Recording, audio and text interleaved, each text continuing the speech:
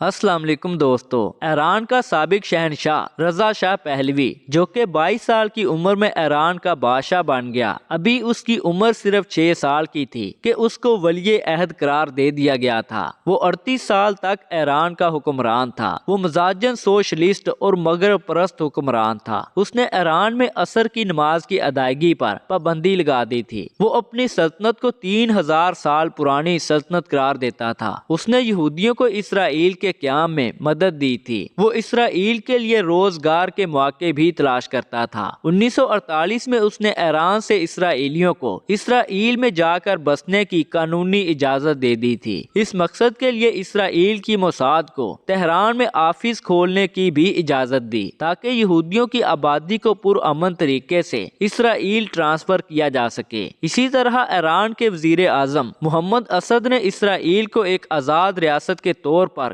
قبول کرنے کے لیے $50,000 کی رقم وصول کی تھی۔ یہ وہ وجوہات تھیں جن کی وجہ سے ایران میں حکومت کا مذہبی حلقوں اور عربوں میں اختلاف پیدا ہو گیا۔ شہنشاہ ایران رضا شاہ پہلوی کو سرطان کی جان لیوا بیماری لگ گئی۔ اسی بیماری کے دوران ہی اس کو ایران چھوڑ کر فرار ہونا پڑا۔ امریکہ نے شہنشاہ ایران کو ایک مختصر عرصہ سے زیادہ دیر تک پناہ دینے سے انکار کر دیا۔ مصر اور مراکش نے پہلے ہی پناہ دینے سے انکار کر دیا تھا۔ میکسیکو نے اگرچہ پناہ دے دی لیکن اس میں پروٹوکول نہیں تھا بلکہ عام سیاسی پناہ تھی۔ کچھ عرصہ تک وہ بہاماس میں بھی مقیم رہا۔ شہنشاہ کے پاس دولت تو بے بہا تھی لیکن سکون نہیں تھا۔ اس نے لوٹی ہوئی دولت واپس کر کے ایران میں آنے کی درخواست کی لیکن ان انقلابی حکومت نے انکار کر دیا۔ اس دوران شہنشاہ نے مصر کے صدر انور سادات کو خط لکھا جس میں اس نے کہا کہ میں دنیا کا سب سے بڑا بھکاری ہوں، خدا کے واسطے مجھے مصر میں آنے دو اور میری پہلی بیوی نریمان کے پہلو میں دفن ہونے دو۔ اس خط کو پڑھ کر صدر انور سادات کی آنکھوں میں آنسو آ گئے۔ اس نے یہ درخواست قبول کر لی۔ مصری عوام اس کے خلاف تھے، انہوں نے احتجاج شروع کر دیے لیکن مصری صدر نے اس کا حل یہ نکالا کہ اس نے اپنی بیٹی کی شادی